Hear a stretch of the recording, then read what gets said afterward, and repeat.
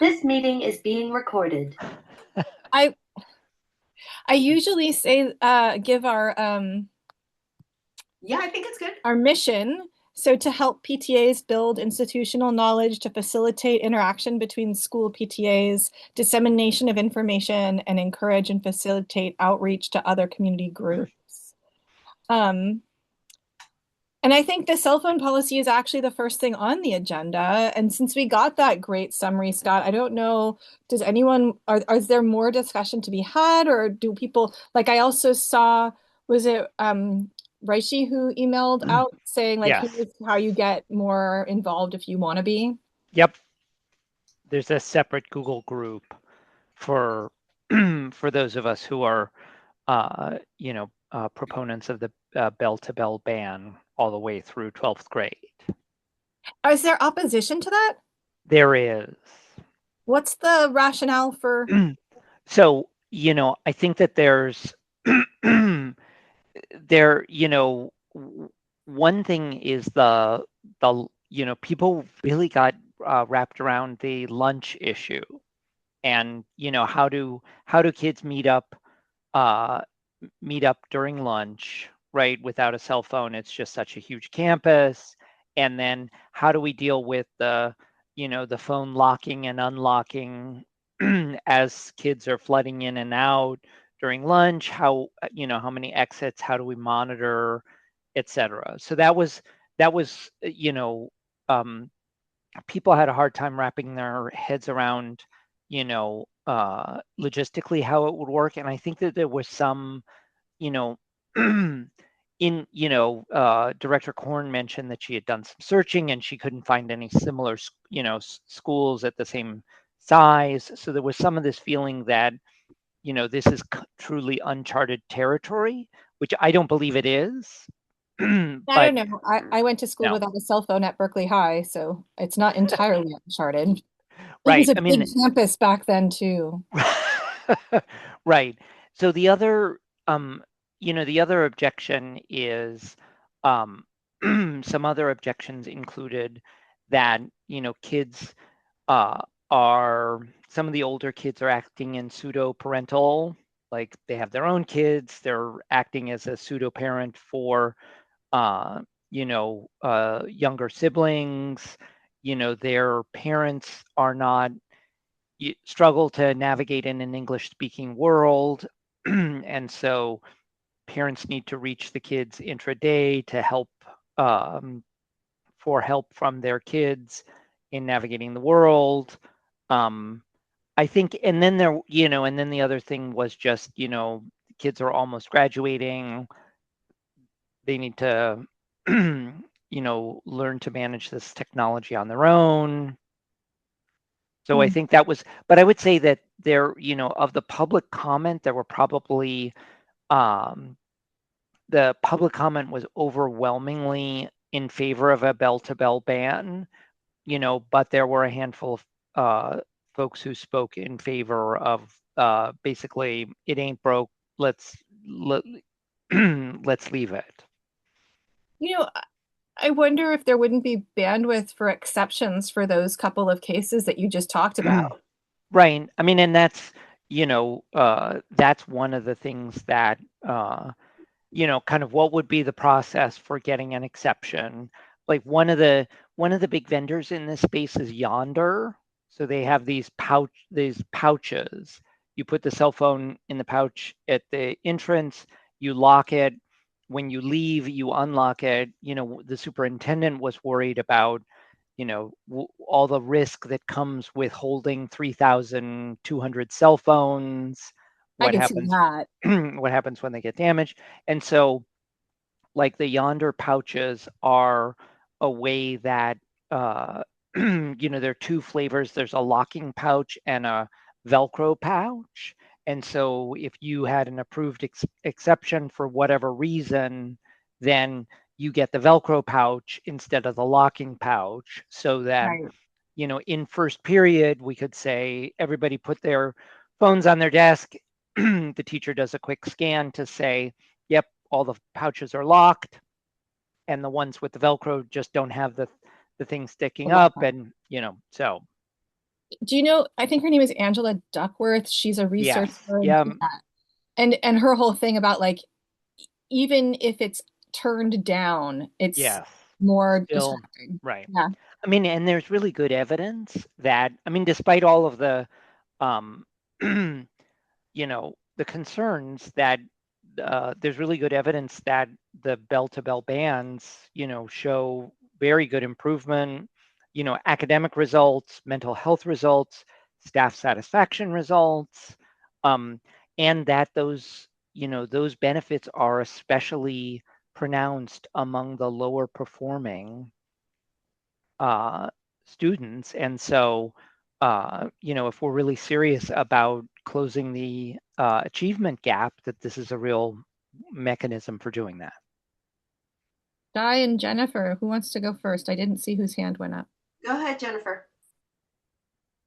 Oh, I just wanted to, since we're a little group, I thought I Yeah. don't really chime in, but I do want to point out like one of the logistical issues is really that about we have an open campus and we have 3,500 kids. So there would have to be some locations where the kids would go in the morning to drop their cell phones off and then probably pick them up for lunch and then drop them off again after lunch and then pick them up again in the afternoon. Like many of the examples that we were given of these bell to bell bands in high school are just much smaller schools. So, like, if you look at Baltimore, I think the biggest school I found in Baltimore was 1,200 kids. So it really Yeah. is a logistical like not nightmare, but it's like so the board conversation really, and I didn't read all of your notes, Scott, because I was there, so I was like, I don't have to Yep. read all this. I trust you implicitly to be faithful, but one of the things is like let's roll it out at the middle schools Schools. and see how that works. Like it's a much smaller environment, but like King is almost 1,000 students. So, okay, let's figure out how this works and then revisit it again. So one of the big pieces that, I mean, it was me, so that the board brought up was like, I want to see this back in 6 months because I agree with the bell to bell ban, but I just turned my kid's phone off. So I'm like I just manage it myself, right? So which I realize like is complicated also. Um yeah. So I just think it's like logistically it's tough at Berkeley High because of we're so big. Everybody comes in sort of these like couple of locations, yeah, that stuff. Well, And just Jennifer, can I just chime in just quickly? The Granger High School in West Valley City, Utah, it has an enrollment of very close to Berkeley High, 3,155 kids. Um, it's located next to a mall. They have, students are allowed to leave at lunch, and they do the yonder pouches. So the pouches, are locked when they're coming in and unlocked when they're going out. Um, the locking stations are not powered, so it's something that would work in an emergency, and you don't have the district having, you know, liability for holding on to 3,200 cell phones. you Yeah, know, I feel like Utah is very different than the Bay Area too. I mean, just like the whole culture, right? It's like, but I would love to see that. I think that Okay. that's great to know because we were given all these examples and I did spend time looking at those possibilities and I was like, this is so different, you know. But yeah. Sorry, I'm sorry, Rita. no, Jennifer, I was just going to say maybe, as a stopgap, if it's not going to get rolled out for high school, maybe you can do a short training that we could videotape of how to do that turning on and turning off of your kid's phone from your phone. Because I don't know how Yeah, to do how do that. you do that? And that would be a good I thing mean, to I know. literally just like so Right? Like maybe because if you're able to, I mean, I literally just I go like Scott, I heard you like there it's true like you can't do automatic off and on multiple times a day, but Right. I can go in and just turn my kid's phone off. So you I do can, the I downtime. just do it manually. I mean, I just I literally see. go into screen time, And right? do downtime, right? Yeah, and then Uh-huh. the on time is very limited for like I my see. daughter, so it's like if she wants, she only gets 2 hours of screen time a night to her great dismay, right? And then if I want to give her extra, I can give her extra. So she only has access to texting and phone, like these minimal things. But if you just go, I only know Apple phones. I don't know Yeah, anything else. But if you go to settings screen time, downtime, and you and then go you to shut it off there. family Yeah. and then you go to your kid's phone Mm-hmm. and then there's screen time. Yeah. And so I just have it downtime off until And scheduled. and you do and so do you have that scheduled or you manually turn it on No, I have it scheduled. So during the school day? no, all day, like in the morning Oh. and all night long. Like it's only scheduled to be on for 2 hours in the evening. Oh, I Yeah. see. And I so get it. then if like she's like, "Oh, can I use my phone extra today? Everything's done." Then I manually turn it on. Got Well, it. and what you actually do is you manually turn off screen downtime until Mm-hmm. it's scheduled, but then it automatically pops back on as soon as downtime is scheduled.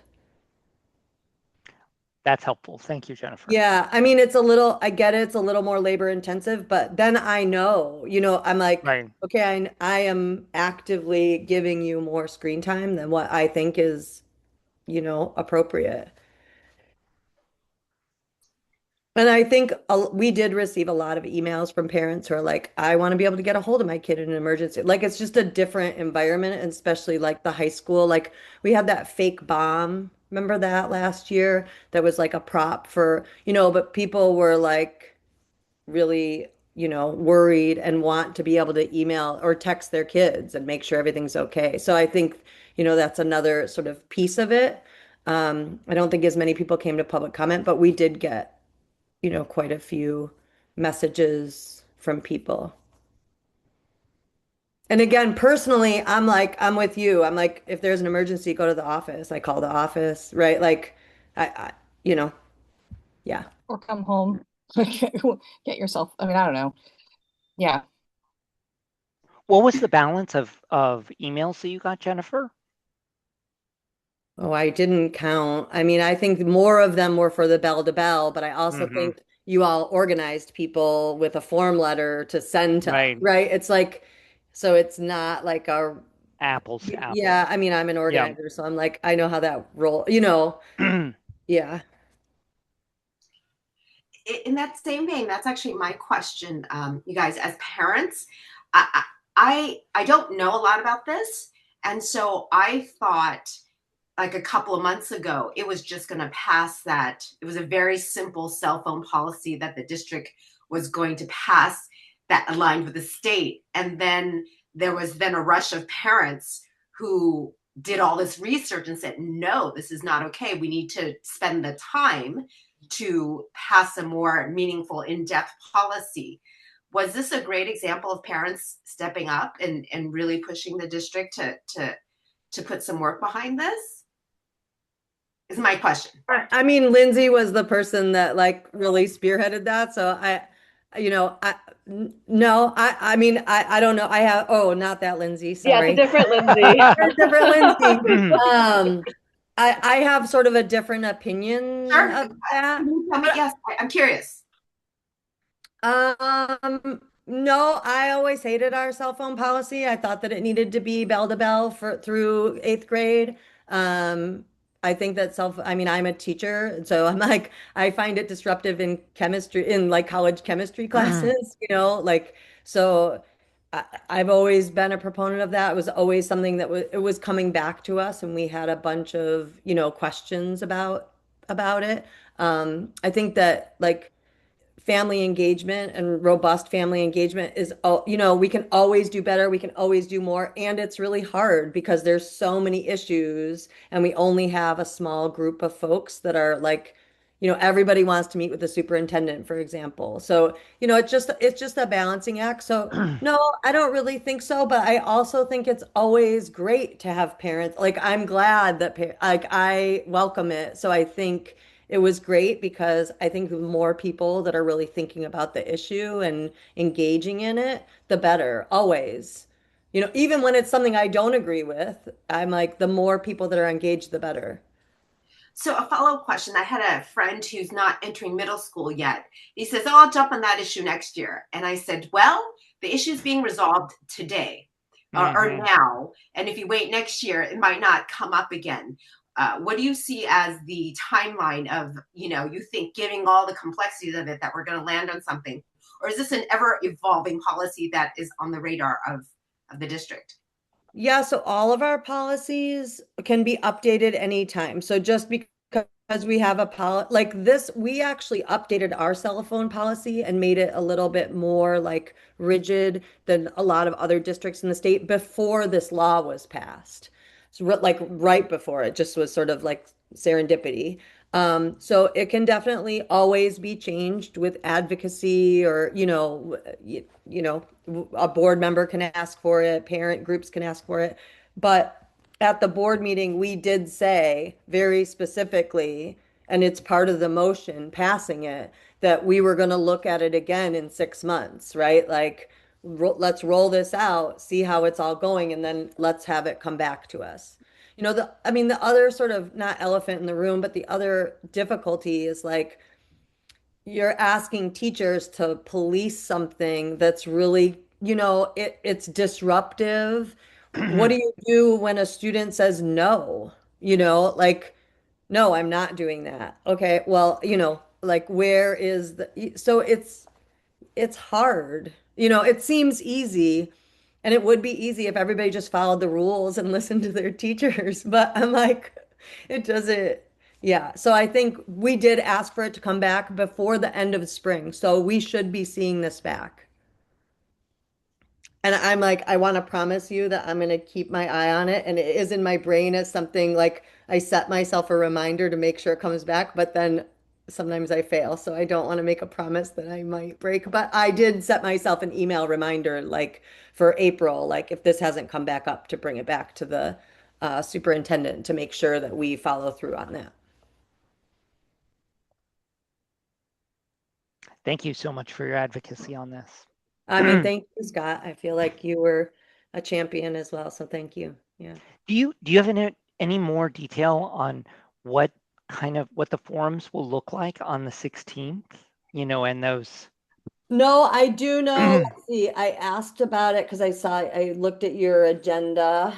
Um, Let me look at, I, sh but I was at a And is different it for is work. it Yasmina who's really running that? So Yasmina, yeah, she does the policy. She sort of like Okay. is the staff assigned to the policy committee. So Okay. she's our Title IX and policy expert. Yeah. She said the invite and information about the December 16th cell phone session will be out on Friday at the latest. Okay. So more information will be out this week.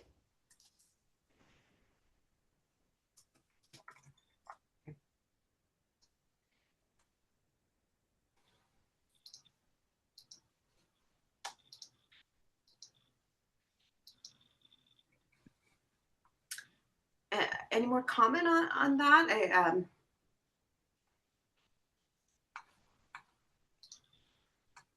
Um, I I, have the I next. have a, can I make a comment? Just, Yeah.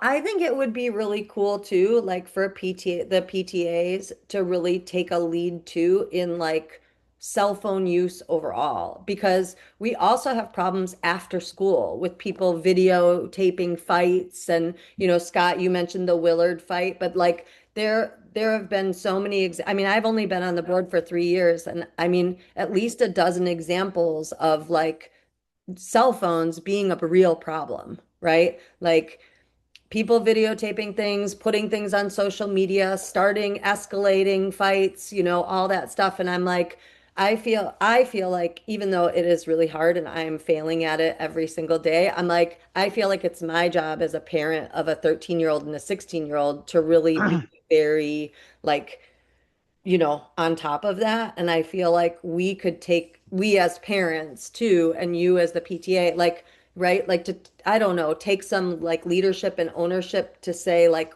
it's a partnership. Because There once was those kids get their phones after school, sorry, go ahead, Di. I was going to say there was a petition, I think maybe 6 months ago, that was like Wait tight. asking parents to pledge not to Mm-hmm. get a cell phone till high school, and it was Mm-hmm. voluntary, but there were resources there, reasons why, and acknowledging that if we all do this, it's helpful for all parents, because if one parent does it, the kids look and like, oh, Yeah. they has one. Yeah. So I know that was going on. No, that's a good point. We could, I bet Ricci would also volunteer to come to some of our schools because she's an educator in this and maybe do some parent teaching in it. We could do like a new campaign. Um, and Jennifer, yeah, I agree with you. I mean, when I talked to Mike about this, our principal at King, um, and maybe Willard was the same before this passed, but they were enforcing bell to bell anyways at the middle schools. They've been doing it for the last 2 years. Now it was like, so it was just more aggressive than what the district required. And what he had said is he's seen in the last 2 years by doing that a decrease in fights, decrease in bullying, decrease in suspensions. Now that didn't address after school, which is the other piece of it, but it certainly made a difference just from a disciplinary standpoint, and so that can only improve also with after school restrictions as well and limitations because I hadn't really made that connection. I just always thought of it as like a learning environment connection, but it really is, they're just really powerful tools that our kids don't know how to use very well. And education around that. That's the only way I can think of, that's one way I think of doing it is having some education at the school for parents, like that would be voluntary, maybe a pledge. I used to work with sleep researchers, and one of the things that they're they're on the side of, getting it turned off by a certain hour as a means of improving problem solving, creativity, memory, all the other good things, right? Um, and so if we were going to do some sort of something, suggesting something, some sort of training around cell phone use, that might be something to add to, is like having a really clear cutoff time, or, um, you know. Yeah. So And again, coaching us parents like me who are terrible at this stuff through how to actually like, okay, everybody pull out your cell phone and here's how you set up the parent controls that do this. Let's all walk through it together, because, I can't be the only one who's bad at this. I'm going to put on that as an action item, maybe a follow-up to about that, because just whether PTAs in general, we fund education and parent education, whether OFI does parent education or PTAs fund parent education. This might be a really interesting topic for our middle schools and high school. Okay. Thank you. And there are two really great sleep researchers at UC Berkeley who might have grad students who would want to do a talk to a group of PTAs or something. I wouldn't want to do that here at council. We just don't get enough people. But like some of the nights that people host at schools, that would be a nice sort of outreach thing, getting all the connections between Cal and the USD. Good idea. Why We Sleep. That one, I forget his name. The professor who wrote that book. Which one? Why We Sleep? Was that Matt Walker? I think so. Yeah, I can't remember his name, but it was pretty. Matt Walker and Allison Harvey are the two names at Cal. Yeah, I know he's a Cal professor. Yeah. Good book. Well, I wouldn't expect them to, but like they have probably, at least 7 or 8 grad students apiece, right? And they're always looking for, they've got to, have different sort of projects that they do as part of their training. So yeah, you would think so. Yeah, it's a good idea. He's actually a friend's neighbor, so I'll see if I can. Oh. Mm-hmm. But you're right, I don't think he would do it himself. No, but you could say, hey, would one of your grad students be interested? Probably. No.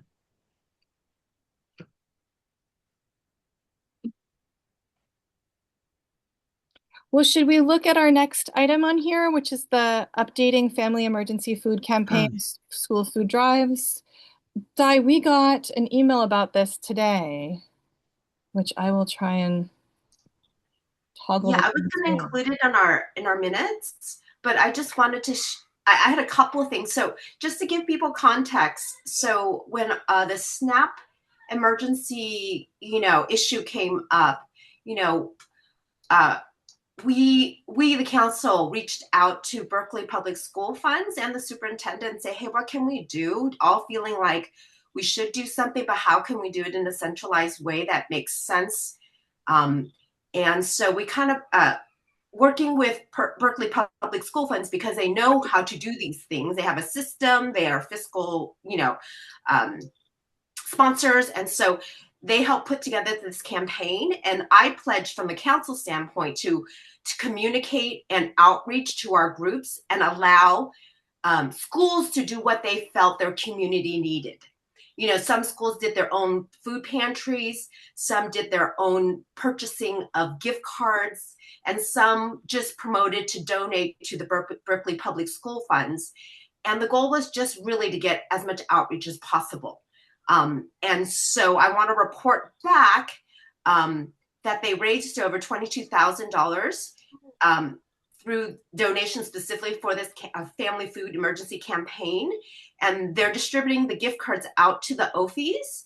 And so OFI is, through the district, knowing who the families are, knowing the need, going through their process, and also taking into account the supplemental donations that the schools get through parents to figure out where the best need is. So there's a trust. Someone had mentioned, is there an equity issue here? I got to believe that our OFIs know. And we went through the list and figured out schools without OFIs, who their contact was, making sure that principal who didn't have an OFI was in this whole communication. So I do believe everyone, I hope, did get an equitable share of what was donated. So I want to throw it out comments, for folks here, if they felt it was good, it was, how they felt about that whole campaign. Because I do want, in situations of such, to be able to come to council and reach out to our network here to do something and lead us to do something good for our district, for all our kids, regardless of where our lines are drawn between schools. Mm-hmm.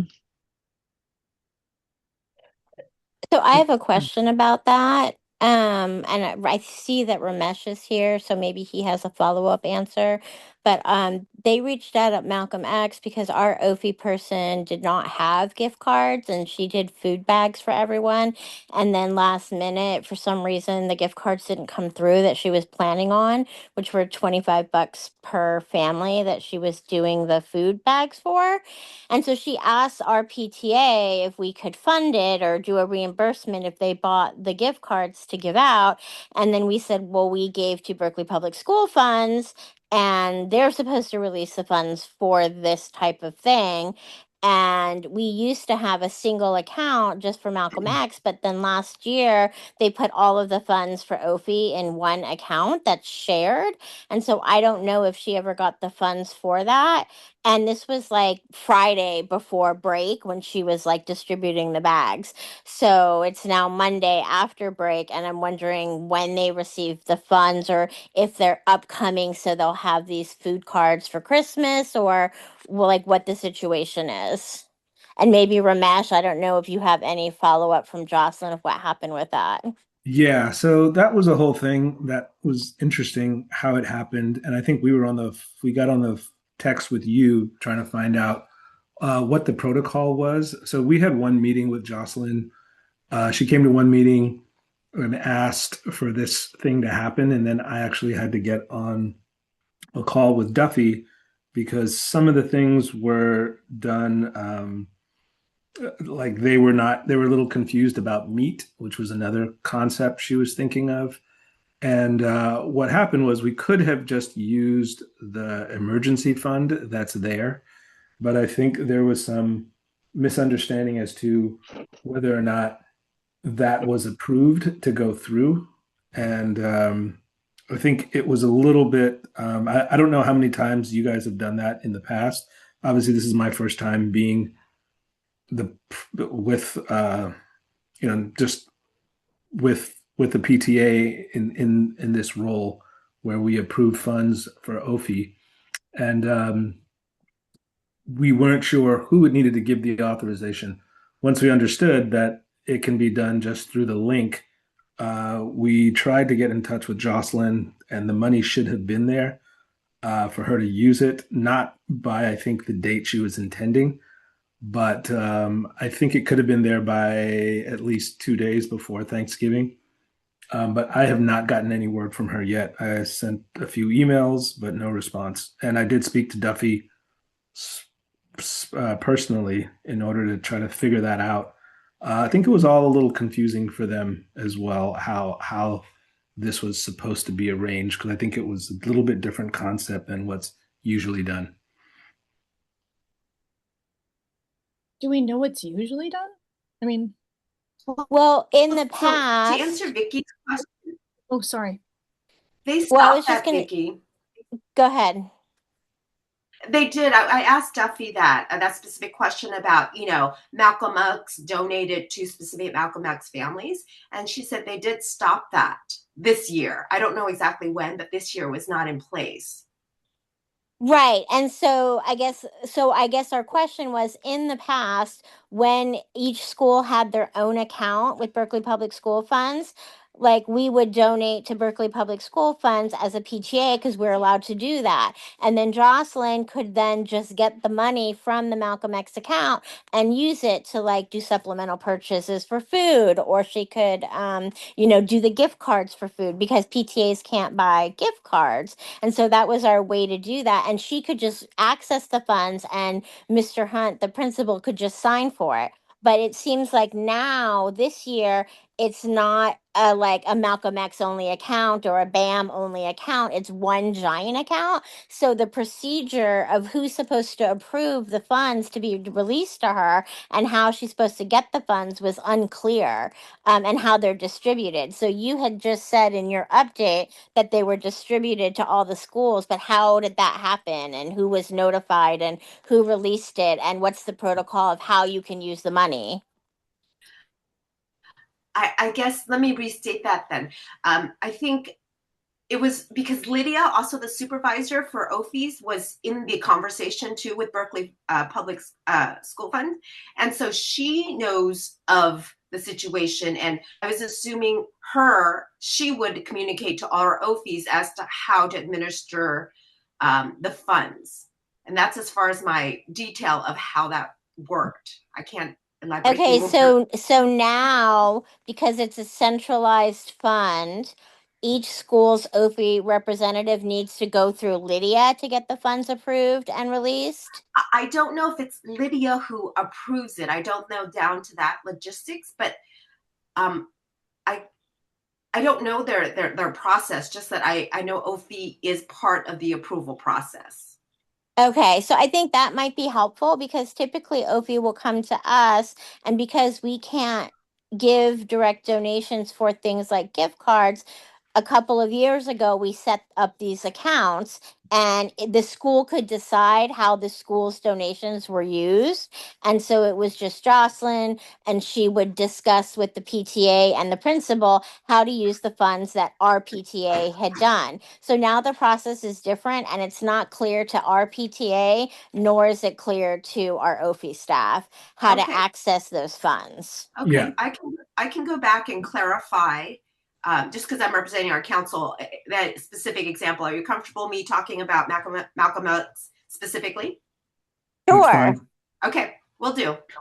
Yeah, I'll just want to Because we're say going to do something. this again at Christmas, I'm sure, if we're going to want to do Christmas food bags for that 2 week break. We usually do food bags then too for the holiday break, and so that gives us 3 weeks to make sure that she has access to funds to get the grocery gift cards. Well, I specifically asked that question of Duffy, and she did respond. She goes, "We are not tracking it by school." So I Okay. do believe they have a new process. I do want to clarify that because that was a very big point. Because I told her the PTAs are happy to help support, but we also want to report back on how did we reach our goal? Which which communities did we support most? And she goes, we are not tracking it by school. But Right. I hear your point, and I will ask her about that, specifically PTA donations that are meant to support your community, specifically how that's being administered. Yeah. And I wanted to say one thing, Vicky. I think what the confusion was too with our PTA was that normally when we have a motion for money, that money is specifically for something having to do with Malcolm X, where in this case, it was going to like district funds. And I think someone was waiting for authorization from possibly someone outside of our PTA or someone like Mr. Hunt or Alex Hunt, the principal, in order to make that authorization. And I think that's why we ended up calling you to ask who is authorized for this fund. I think that was also part of the confusion Right. So, there. Kelly, I just read your comment. And so when you said we donated directly to them, do you mean you donated directly to your OFI person, or you donated to Berkeley Public Schools Fund? Directly to our OFI person. Okay. So we just cut out the middleman, essentially. Yeah. It was Yeah. And I too think we difficult were to deal with the trying to process. yeah, no, totally. I get that. I think Vicky got cut off. Yeah, we lost you, Vicky. Yeah, I got lost Oh, 3 times in this Zoom. I don't know if I was wondering if it was just me. can you hear me now? Yeah. Okay, sorry. I'm on my phone because my kids are using the computers. Anyways, so yeah, we were trying to kind of follow the rules and not donate directly to get gift cards and go through Berkeley Public School Funds because they set this up. But I think what Jocelyn wanted us to donate directly to her. So it is easier to do that, but technically I think it's not following like the rules of what PTAs are allowed to do. Yes, and I We think just that's removed the PTA. Yeah, could you go Point. direct from families to? Mhm. Oh, you guys did families directly to OFI? Yeah, so for example, if Oh, the okay. So like call went out, then okay, you would yeah, receive the email calling for a donation, and I then the see. instruction was to directly give To the the OFI donation person. to the OFI person. I see. That's it. Okay.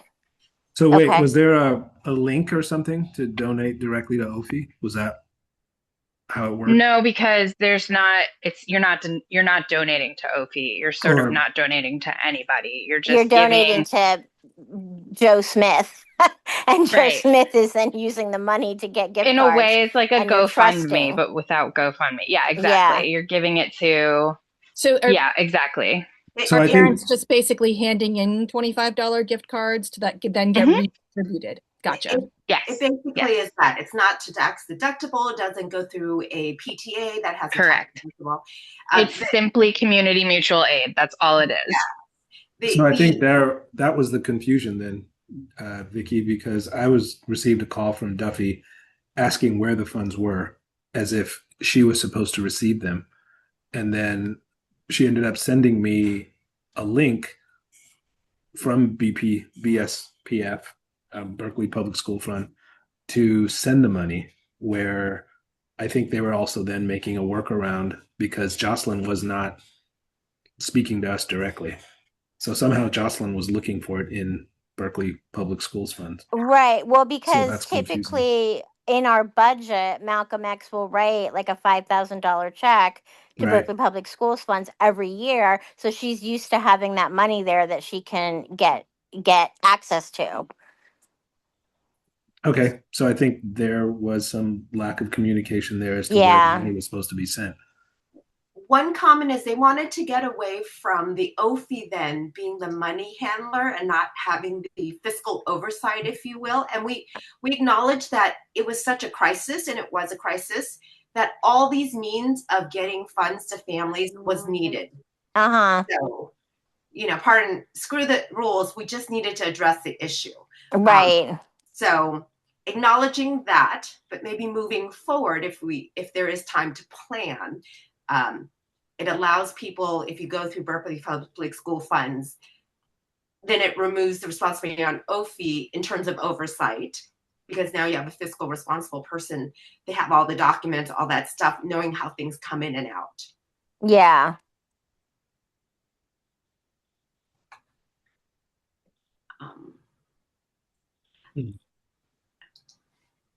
Any more questions or comments for me to bring back to Berkeley Public School Funds or folks? I guess it's only a question of, is that then moving? It is if we're moving forward, it sounds like for winter break, better to do the direct $25 gift card donations that then get sent out to families than to try and work through Berkeley Public Schools Fund. But like, if we could make it more effective in the future, what would that even look like? Right? Again, now that we have this, is it having gift cards going directly from Berkeley Public Schools Fund to families somehow instead of OFI? I think it's Sounds like that's part of the issue, right? Is that connection.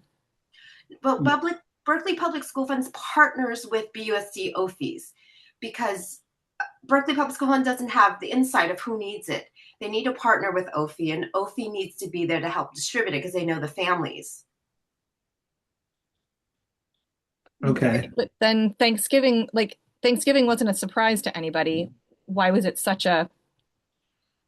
The emergency food fund was a surprise because it was a reaction to SNAP. Right. Yeah. BAM's always given out gift cards over Thanksgiving. That wouldn't have been... But Berkeley Public School Funds does not get involved with a Thanksgiving or a Christmas holiday drive. And again, I guess this is more the issue of like going from last year how things were sorted to this year how things are sorted. Last year, again, when it was done by school and going direct to OFI, I think that was a more practical move. And maybe it is more family to family gift card giving through OFI rather than for that level of donation. Maybe that is a better solution. Well, like last year, for example, Jocelyn would go buy 20 gift cards if she had 20 families for $50 each, and that's $1,000. And then she would submit to Berkeley Public School Funds a reimbursement for the $1,000 that was used to purchase the gift cards. And the money that Berkeley Public Schools Fund gave her came from the money that Malcolm X PTA donated to them for that purpose.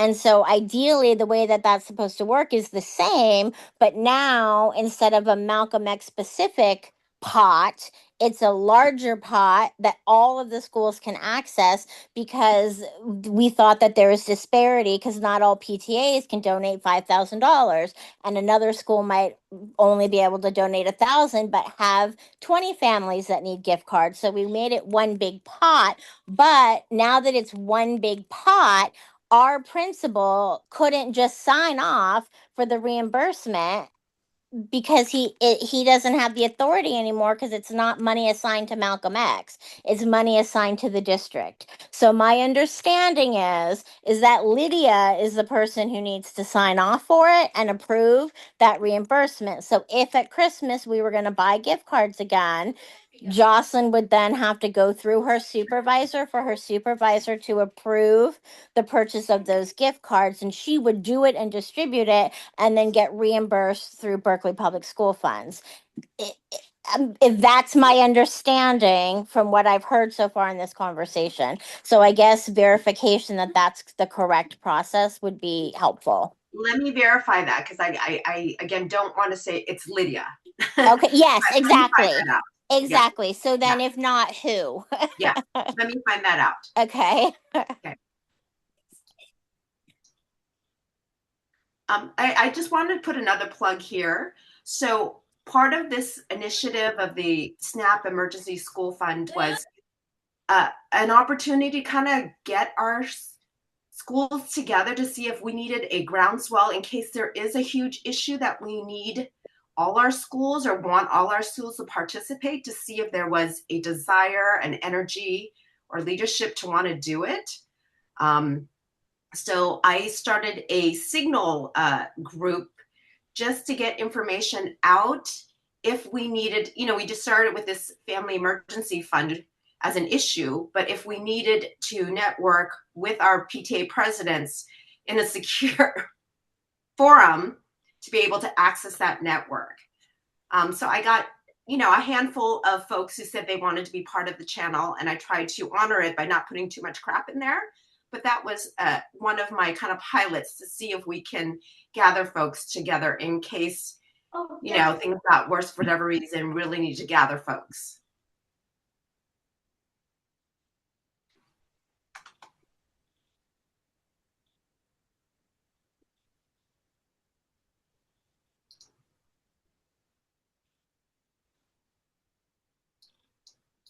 Do you have the signal handle that you can provide in the notes from the meeting or drop in the chat for us to reference? Well, the thing is, it was just I started off with just PTA presidents, not wanting. Oh, okay. Who's asking? No, that makes sense.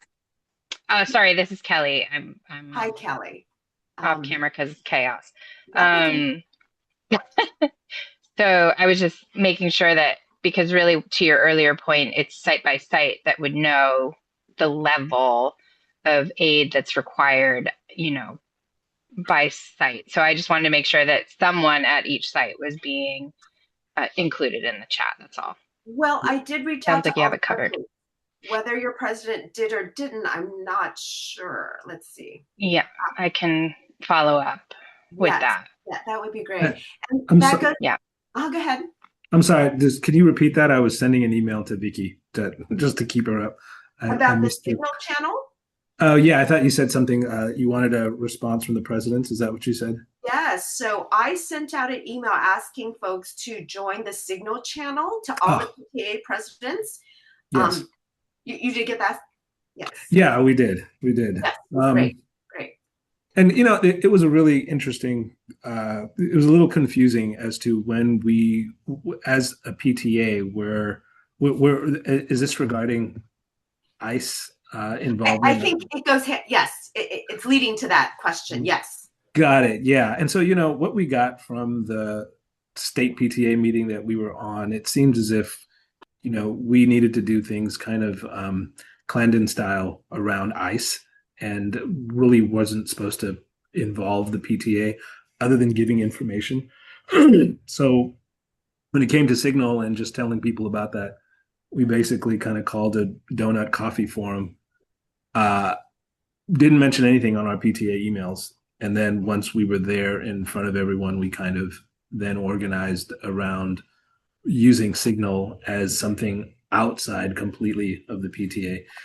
And we're just kind of wondering, like, what we're trying to do now is basically not mention really anything about that in our PTA emails. We just keep it on Signal completely, and we don't really mix the two. Is that something that is kind of the protocol, or is it okay to say things that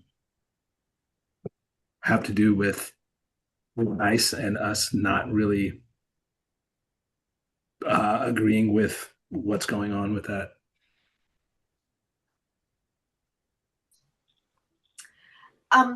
So I think Ramesh, folks were, I don't know if people were aware, like when all that week of craziness with ICE, there was a training people about how to, make our schools safe. The Peralta PTAs had a training about what PTAs can and cannot do, and they kind of danced around, your nonprofit status, right? What can you do? What can't you do? What you're doing as an individual, what you're doing as a PTA. So I think those are good discussions within your PTA to understand the rules. Mm-hmm.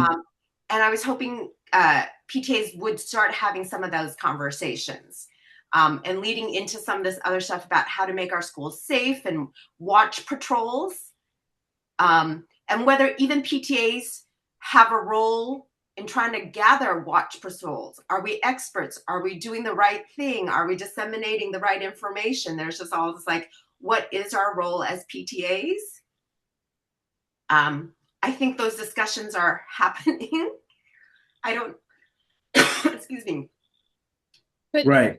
No, I mean, we were under the impression that we just keep it all completely out of the PTA. The only thing we really can do is give information about how to be safe and whatnot. We, obviously the PTA supports every child, whether they're documented or not, but I think the message that we got from state was to not really have kind of a political face with our PTA. And that kind of thing is how we were using Signal and whatnot, but we were being very conscious of some of the things that we say within the PTA and how we support what's actually happening or not support it, you know? So I I'm think just kind of wondering. Go on. Someone was going to say something. this is Rita again. I think sort of the what you were saying before about like keeping it offline, and I mean, I think that's a really wise thing. In some ways, organizing in smaller level for this is probably more secure. We're on a group, all the other people in the group, right? Like that is going to be safer and more secure than a bigger group that was trying to support across schools. But there certainly could be need or rationale at some point to support across schools. It's just how to make that happen and how to facilitate that. And yeah, and as PTAs, it's not something we're supposed to be doing as PTAs. It's more Right. like as parents who also happen to be on the PTA, Mm-hmm. right? I think there's some bandwidth there. But again, yeah, I mean, as PTAs, we're not that is not our forum. We have to Yeah. create a separate organization, a separate forum for that communication. And again, thinking about keeping that smaller, making it be a safer space to communicate in, especially as you're thinking about supporting specific students, perhaps like the smaller the group, the better in some ways. Right. And I guess the reason for doing all of that is to make sure we don't lose this organization or have any kind of, um, I don't know, legal suits against our organization for representing something that it's, I guess, taking some political side that they'll say doesn't agree with everyone. Right. So I understand that. Yeah. So I mean, in terms of Signal, we don't our what we're doing is we're not saying anything about that through our PTA emails or even as the PTA. You know, And maybe we having a separate organizing name, yeah, say schools or something, and having that be a separate non-school affiliated thing. right, right. So I mean, what we do is we wouldn't even mention Signal. We would just say come together as a group for a community, and then there we discuss using all of these things. We just don't even put it on our uh, emails or anything. Well, in that same vein, I feel like from a PTA council, like I wanted a discussion of just, we're here to share information. We're out to send out communications. Like, there's training about how to create a school watch patrol. It's not endorsed by BUSD. It's not provided by PTA. It's an outside organization. But like, am I wrong to say I would feel comfortable to send out, hey, here's a flyer. If you as a neighborhood want to figure out how to do a school patrol, go to this training. That I feel would not violate any of our PTA requirements. It is real, and it's consistent with us as providing and facilitating and making connections and networks within our community. Opposed to say we don't sponsor, a PTA is not sponsoring the training, the PTA is not endorsing the training. We're just forwarding information like I forward information about the food drive, a coat drive.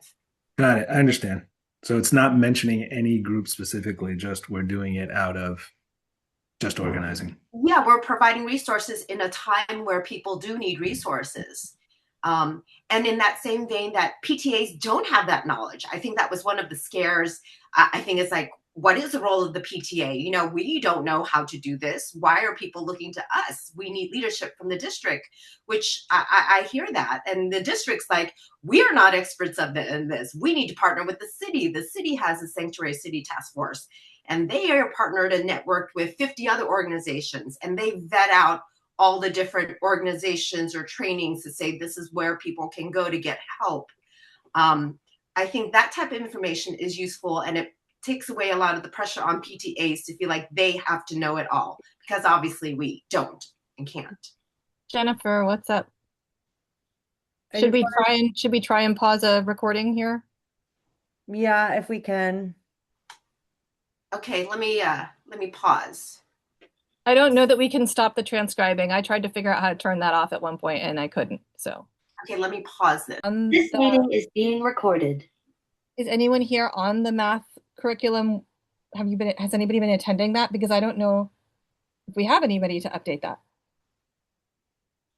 No, I think there was just a question of follow-up from our last meeting. Chris Elbeck had mentioned that there's going to be some public forums for math curriculum for parents to participate, and he mentioned December, so I think that was the question. What are they scheduled for? So I'll keep it on the agenda. Yeah. Although again, if it's December, our next meeting is going to be in end of January. So hopefully some of our parents will be able. Maybe we can hold off sending this out, like the notes out, until we get a date from him. Oh, okay. Or when we do get a date, we can, or in the minutes, we can just say, to come, and then if we do get something, we can send it out to our listserv. Yeah. Yeah. Yeah. Anything about Extended Learning Collaborative? Anybody here representing Extended Learning Collaborative? Okay. Another follow-up. Okay, I will put down. Yeah. There's a few here that are all kind of similar. Has anyone noticed impact, or what impact, I shouldn't say anyone, but like what impact have people noticed in the staffing cuts to OFI? I'm kind of expecting that I'm going to be stepping back onto the Superintendent Budget Advisory Committee meetings here soon. And that was a painful cut to have to watch happen last year. And I can only imagine how much we're going to have to be cutting this coming year.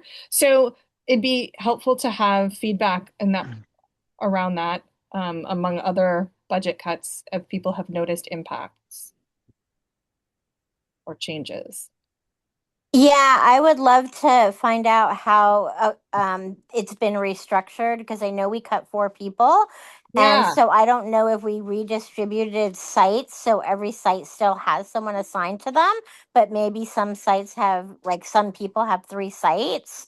So yeah, SBAC is going to be starting up, and I think with all of the stuff that's going on everywhere, like this staff is really needed. So yeah, that would be great for an update of that. Okay. Anecdotally, I can speak to like we used to have a full-time at Longfellow, and now she's at 2 different sites. I know there are a handful of schools that opted out of an OFI, and so, but they have representatives, whether it's the principal or a designated admin person who's acting as an OFI-like person. Like, for example, at Willard, I believe one of their counselors is also an OFI staff. So she kind of, I think, does double duty in that respect. Carol Perez. So that's Who's what that, I know. Who's that guy? Carol Perez. Okay. Thank you, Jennifer, for that update too. Okay, well, so again, like maybe we'll get more feedback as we move through about what the budget cuts impacts have actually been. That would be helpful, not just through OFI, but more generally as well. Another item on here is the contract negotiations. I know we got an email about that earlier this afternoon that I haven't read yet, but I do know one of my kids' teachers is a union steward, so I could ask if he would want to come and talk with us at our next meeting. Yeah, they got to an impasse today, which basically means they don't see a way forward without having a mediator get involved. I don't have enough experience to know if that's unusual or if that's just the next step if the district doesn't feel like they have the flexibility to negotiate. It sounded like from the Berkeley Federation of Teachers, they weren't talking about compensation and benefits, which is kind of their big. There's other stuff that they've been worried about with as contract workers and things like that. And they met, it sounds like, a handful of the items, but not all of them. And the main ones, it sounds like they didn't really get anywhere on. So they're going to go to a mediator to work it out. We did have the union representative come to our PTA meeting last month for King, and he just expressed, the frustration with the district not moving really in the negotiations and not really being collaborative. And then also was just, I think, frustrated with how how many veteran teachers are being lost every year in the Berkeley school system and how many contractors are filling those roles. So it was really informational at that point. And I think at this, it might be helpful to have them come, especially if the mediation has started, if there's any, but I don't know how much information we would get until the mediation's concluded. So anyway, that's my little update. What did he say? What role parents as MPTAs can influence or help or not, Scott? He didn't. Yeah. I remember going and picketing with the teachers. How many years ago? I mean, was it just 3 or 4 years, maybe?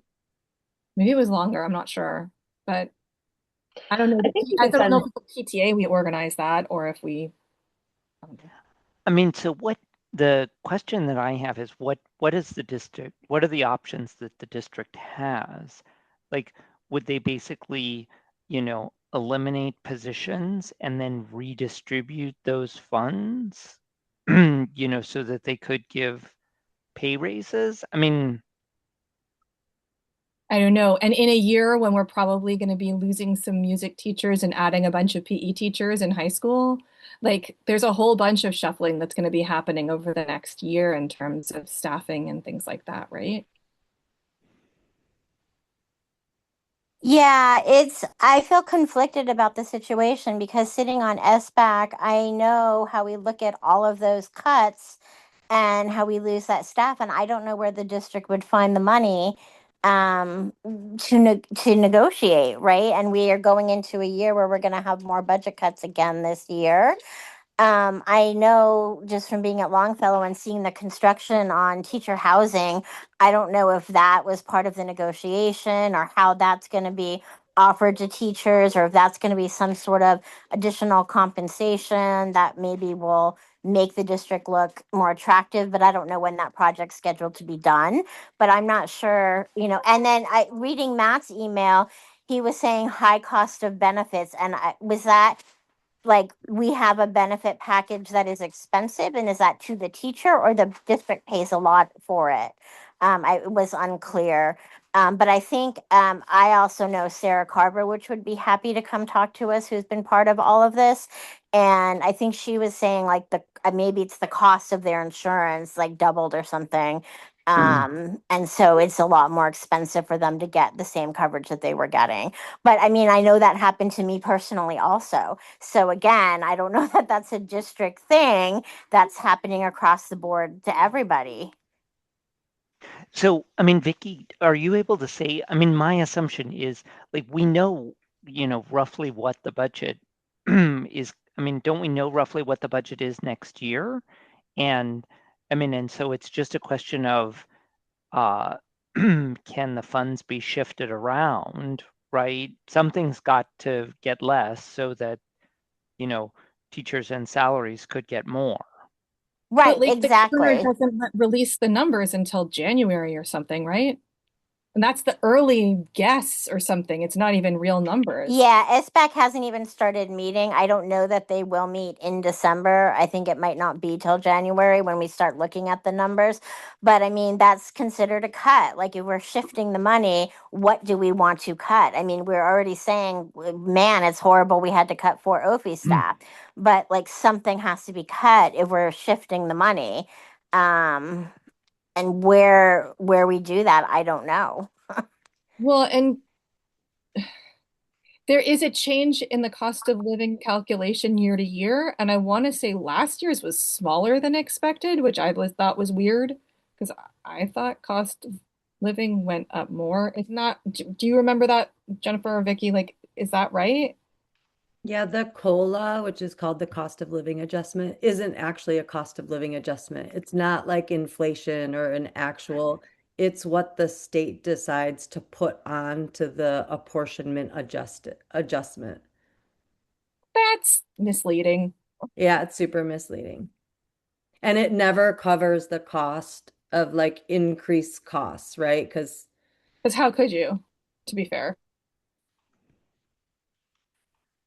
I mean, that was last year when we started meeting for us back in October, there was a part of me that thought that wasn't actually super helpful until January when we got the early numbers. It was mostly just reiterating, these are rough times. We're going to have to make big cuts. Prepare yourself. And I felt like we heard that like 3 or 4 meetings. And then I was like, okay, I'm prepared. It's going to suck. I get that. But, I didn't need to sit here for an hour and a half, 4 times to hear this is going to suck.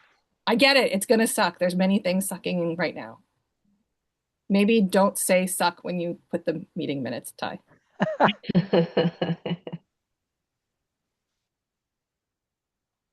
I think we got through our agenda. I'm looking here. Oh, treasurer report update. Do we have any treasurers here today? I don't know that we do. I do want to disclose the BTPA Council. We were closed at Wells Fargo, and we are having to open a new account over at Bank of America. And so we're hoping to get that done this week.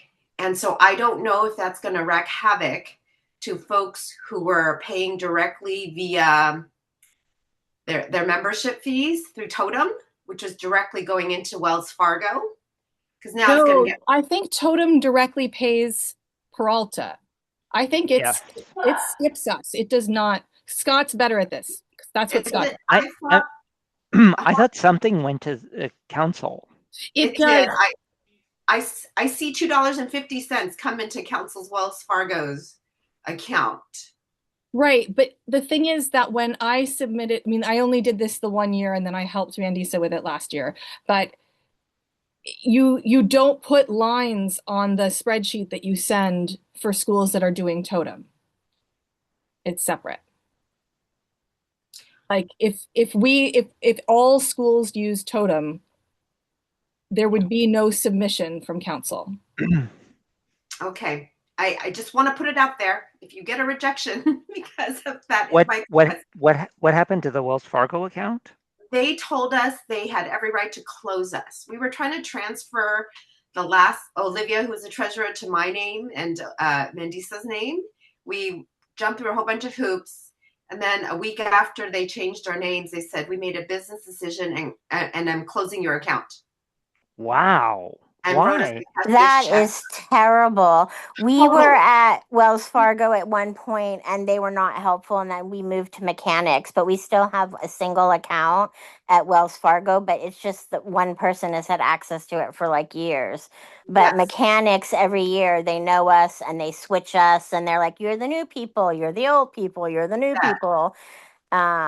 So yeah. Do you guys pay for fees? I'm worried that we don't have any money in council. I hope they're not charging monthly fees. Bank of America does. We're not getting fees at Mechanics, as far as I know, because we're not profit. Yes, I might suggest that. And I think Mechanics, if you have over $3,000 like balance, there's no fees. Okay. I don't know that we have that. We do now. We have $6,000 because we have high membership. That might not be something that gets carried though year to year. Like that's going to get paid out in January, hopefully. I know. I'm going to have to. We need to put the money somewhere. Yeah. So I will throw that out. Thank you. So I want to record that in the minutes that Rita, we are submitting a statement to the bank that you're the secretary, I'm the president, and Mandisa is the treasurer. And I do not want to be a signer. Understood. Okay. That's the treasurer's report. Cool. And so the other component is if any schools haven't done, is it the per caps to please submit? Yes. But yeah.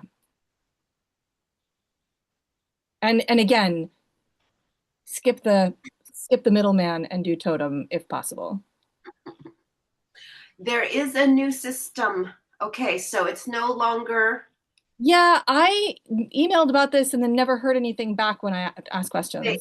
So everyone, you guys used to use Easy Prez, is that right? Prez Easy something. They changed platforms, and so Rita, I got the email. Oh, you It's did. sitting for me, but look out for an email about their new platform, and I think I have to add everybody, but I haven't had the time. But look out for that. Supposedly, all your data, if you put your tax return and your books, got transferred over in their data migration.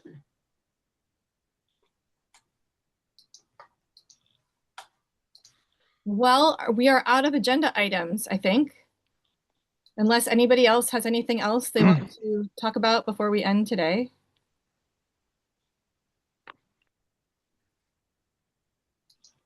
I'm curious Thank you. about the January schedule. Are we, because normally we do this around the first of the month. Will we be reconvening It's the at the fourth first of Monday. January? It's usually the fourth Monday of the month. We did it today because the fourth Monday of last Oh, month that's was right. summer break. That's And right. the fourth Monday in December is winter break. So we'll be meeting again at the end of January. January 26th. Yeah. That's right. Thank you. Yeah. And then we'll probably continue on. And then we have to, it might be that April is our last meeting because often, because the fourth Monday in May, I believe, again, is going to be Memorial Memorial Day. Weekend. Memorial Day. Yeah. Is that true? Yes, it is. So again, like it might be that April is our last meeting instead of May. And then we'll pick things up again in August. And I believe, so Mandisa's on a 2-year term for treasurer. So next year we will be needing a new treasurer. Di and I are on for another year after that. But we will be looking for a new treasurer. So if anybody has a treasurer who is a school treasurer and PTA treasurer and is termed out of their school PTA, we would love to have them help us. So Mandisa is this is her last year, or she There's, has one. She she has gets one more 2 year. years. No, she ends in June. I see. Okay. She's treasurer ended up off because I ended up taking on for Taesung I see. midway through his Yeah. term. So Okay. Thank you all. Thank good night, you. Thank everyone. you, everybody. Yes. Thank Again, I'd like you. to Thanks, thank you everyone. everyone for Have a all your good work. evening. Yes. Thank you. Thank Thank you. you. You. Okay. Bye.